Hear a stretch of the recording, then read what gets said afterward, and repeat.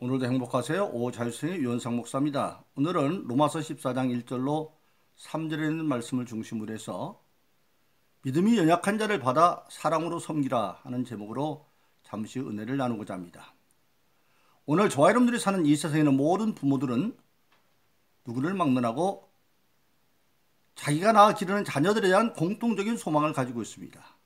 그 소망은 다른 것이 아니라 자기 자녀들이 잘 자라서 온전한 한 사람으로 성장하기를 원하는 것입니다.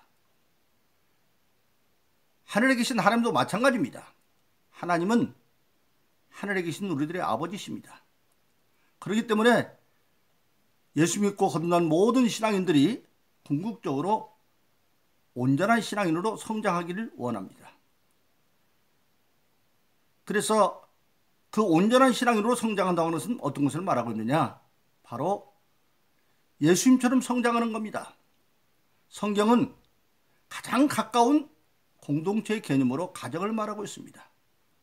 하나님은 우리가 마태복음 6장에서 예수님이 주기도문을 가르치면서 하늘에 계신 우리 아버지요. 하나님이 하늘에서 우리 아버지십니다. 그리고 예수님은 누구냐?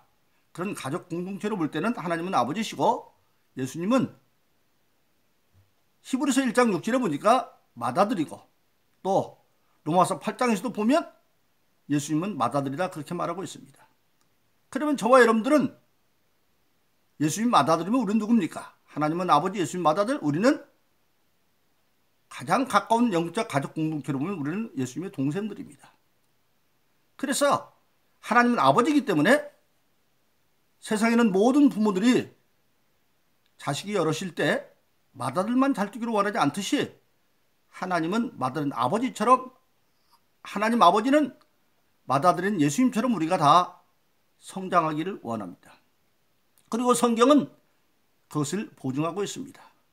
일찍 예수님께서 요한복음 14장 12절로 14절에 보면 내가 진실로 진실로 내가 너에게 이르노니 나를 믿는 자는 내가 하는 일을 너희도 할 것이요. 즉 우리가 예수를 믿게 되어지면 궁극적으로 예수님이 하는 일을 우리도 하게 되어진다는 겁니다. 근데 언제? 나보다 더 큰 일도 하는데 이는 내가 아버지께 갑니다. 언제 예수님이 아버지께 갔습니까? 예수님이 이 땅에서 모든 대속의 사명을 마치고 부활하셔서 지금 하늘에 올라가셔서 보좌 우편에 계시죠.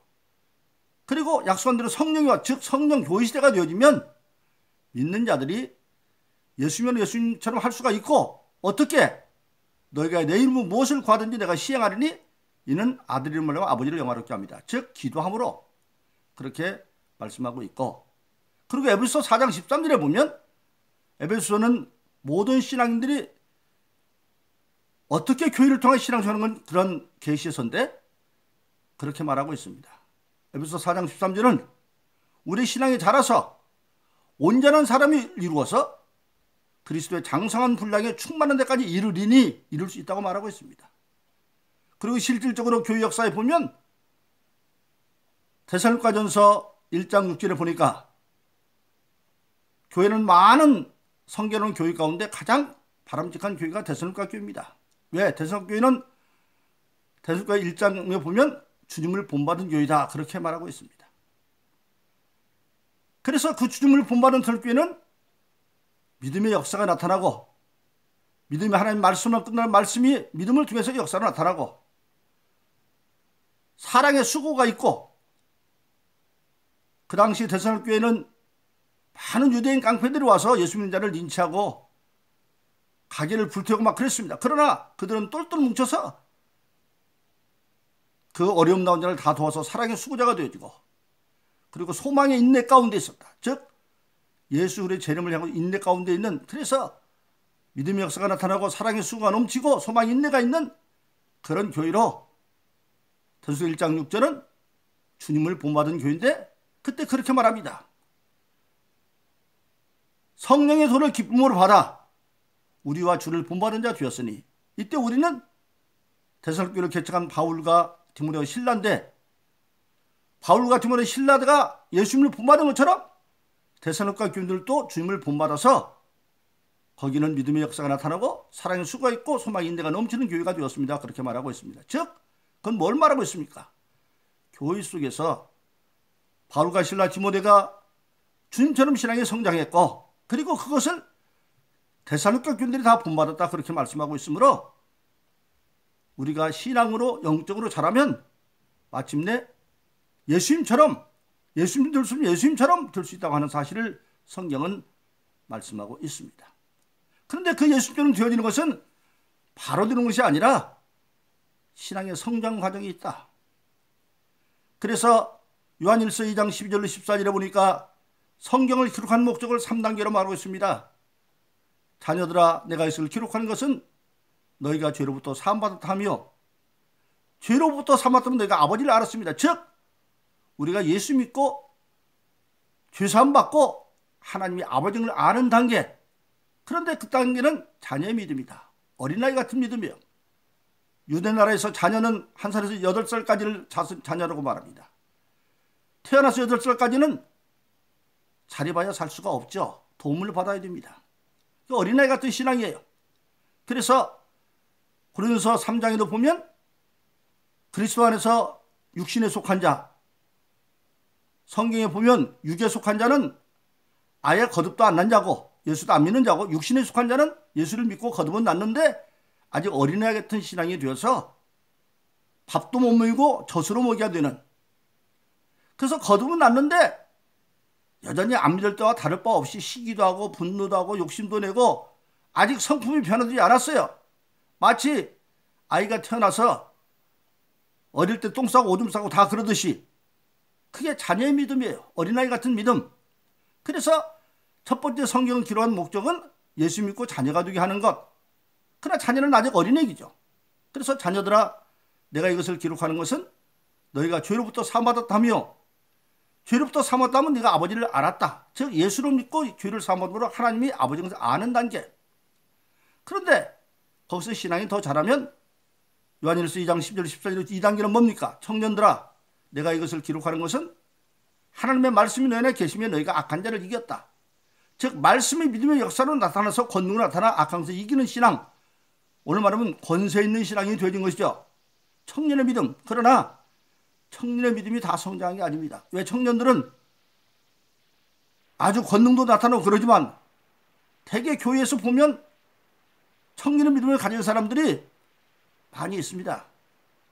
그런데 청년의 특징이 뭡니까? 아직 부모가 되지 않았기 때문에 양육하고 배려하는 그런 사람이 부족해요. 그래서 자기 마음이면 열심히 일하는데 안 맞으면 또 토라지기도 잘해요. 그러니까 청년으로 자라서 말씀의 권능을 나타내는 아직 부족합니다. 그런데 성경의 마지막 단계는 뭐냐? 아비들아, 내가 이것을 기록하는 것은 너희가 태초에 계신 일을 알았다.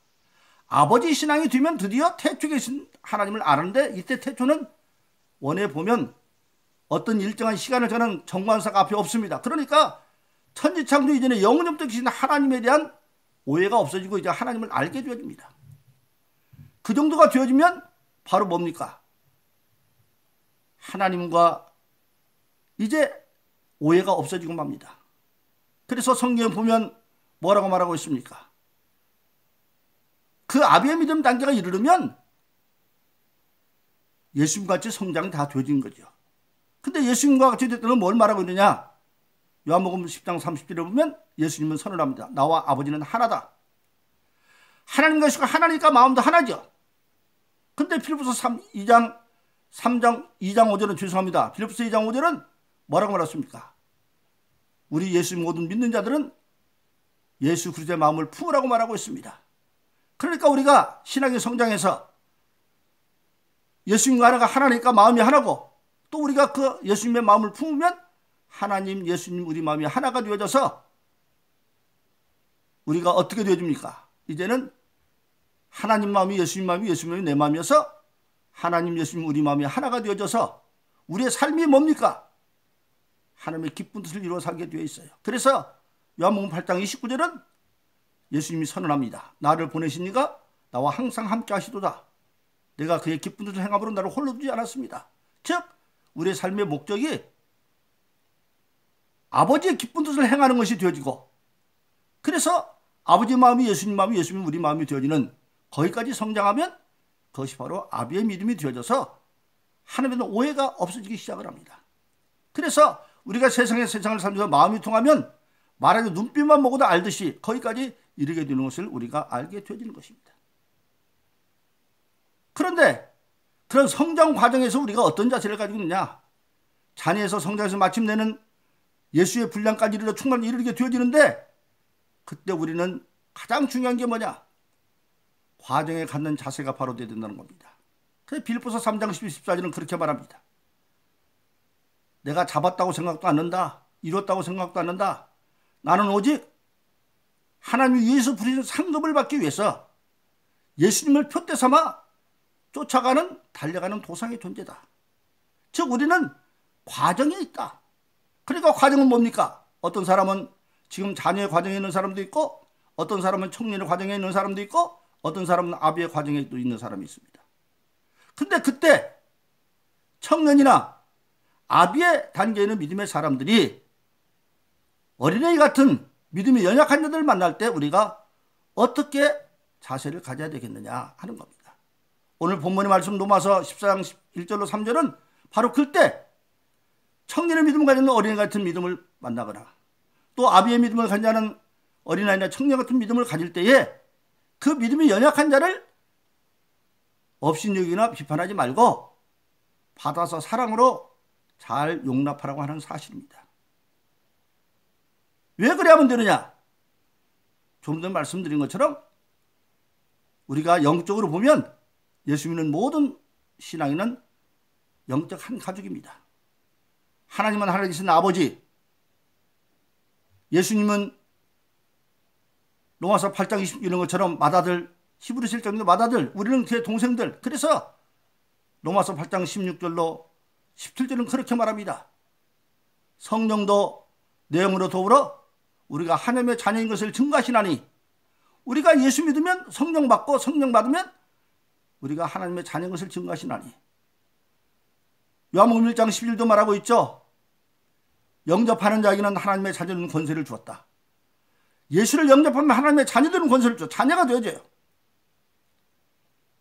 그런데 로마서 8장 16절로 17절은 성령도 내 영으로 더불어 우리가 하나님의 자녀인 것을 증거하시나니 하나님의 자녀이면 그의 후사, 그리스도와 함께한 후사다 그렇게 말씀하고 있습니다.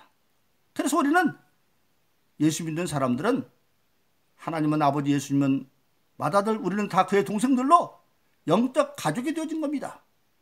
영적 가족이 되어졌기 때문에 우리가 나보다 신앙이 어린 자, 어린아이 같은 자, 청년의 믿음으로서는 어린아이 같은 자, 아비 믿음은 어린아이나 청년 같은 자를 볼 때 어떤 자세를 가져야 되겠느냐?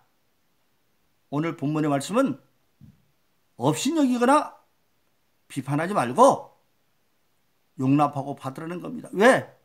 하나님이 그들을 받았기 때문에. 어떻게 받았습니까? 자녀로 받았기 때문에. 그래서 오늘 저와 여러분들이 신앙생활 중요한 것은 실질적으로 신앙생활하다 보면 왜 저러지? 그런 연약한 사람들을 많이 보긴 어린아이처럼 교회 와서 일한다고 일을 하는 것이 아니라 일거리나 만들고 그럴 때 그걸 어떻게 생각해야 되느냐? 비판하거나 업신여기지 말고 그가 바로 남이 아니라 같은 하나님을 섬기는 영적 내 형제의 자매인 것을 알아서 그들을 용납하라고 하는 사실입니다. 그래서 오늘 저와 여러분들은 신앙생활하면서 중요한 게 바로 뭐냐? 바로 나보다 신앙이 어린 사람들, 아직 고린도서 3장에 있는 것처럼 그리스도 안에서 육신에 속한 자, 구원은 받았지만 아직 어린 신앙을 벗어나지 못한 자. 오늘 본문의 말씀은 그들은 하나님의 말씀으로 비유했을 때 믿음이 성장한 자들은 모든 것을 먹을 수 있지만 그들은 채소밖에 못 먹는다. 그런다고 비웃지 말으란 거예요. 업신여기지도 말고 마치 고린도서 3장에서 어린아이는 밥을 못 먹고 젖을 먹듯이 그럼 그들에게 어떻게 자세를 가져야 되겠느냐. 바로 예수님이 우리에게 말씀하셨습니다. 마태복음 10장에 보면 20장에 보면 예수님께서 예루살렘 올라가시는데 사적으로는 예수님의 이모인 제자 요한과 어머니가 와서 야고보 어머니가 와서 오해합니다. 예수님이 예루살렘 올라가면 세상의 왕이 되는지 알고 오른쪽에 왼쪽에 앉혀달라고 부탁을 하니까 얼마나 청탁을 하니까 제자들이 보고 분을 냅니다. 그때 예수님 말하죠. 야, 오른쪽이 안쪽은 하나님의 할 일이지만 하나님 안에서 인정받는 자리에 앉는다고 하는 것은 세상의 권력자들은 앉아서 주관하지만 그게 아니야. 섬기려고 보낸 거야. 그러면서 예수님은 결론적으로 말씀을 하십니다. 뭐라고 말씀하십니까? 마태복음 20장 28절에서 나는 섬기러 왔는데 어떻게? 너를 위해서 목숨을 내놓기까지 섬김으로 왔다. 바로 그렇습니다. 그래서 우리가 예수님처럼 되어진다고 하는 것은 바로 우리들도 궁극적으로 나보다 믿음이 연약한 자들 받을 때 우리가 섬기는 자세로 마치 예수님이 목숨을 내기까지 섬겨 대속물로 준 것처럼 그들을 연약한 자를 용납하고 비판하고 업신여기지 말고 섬기라고 하는 사실입니다. 그래서 지금 분명히 말씀하셨습니다. 요한복음 10장 12절로 14절에서 나를 믿는 자가 내가 하는 일을 너도 한다고 말씀하셨고 에베소서 4장 13절은 온전한 사람을 이루어서 그리스도의 장성인데 충만한 분량을 이룬다고 말씀하셨고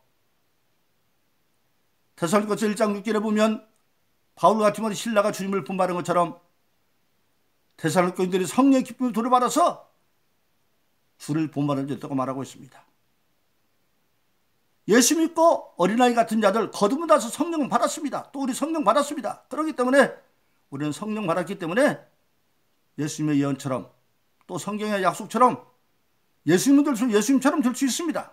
그래서 우리는 우리가 신앙의 현실에서 연약한 신앙인들을 만날 때 업신여기나 비웃지 말고 아직 신앙이 어린 것을 알고 우리가 오히려 섬기는 자가 되어서 그들을 잘 말씀으로 양육하고 기도하고 잘 케어해서 그들도 주님의 수준에 이르는 그리고 은혜로 내가 오늘 있는 내 믿음이 청년의 수준이면 믿음이 아비의 수준이면 어린아 같은 들도 청년의 믿음 아비의 믿음까지 성장할 수 있도록 그렇게 잘 보살피고 섬기는 저와 여러분 되기를 예수 이름으로 축원합니다. 오늘도 행복하세요. 자유세상의 유현상 목사였습니다. 감사합니다.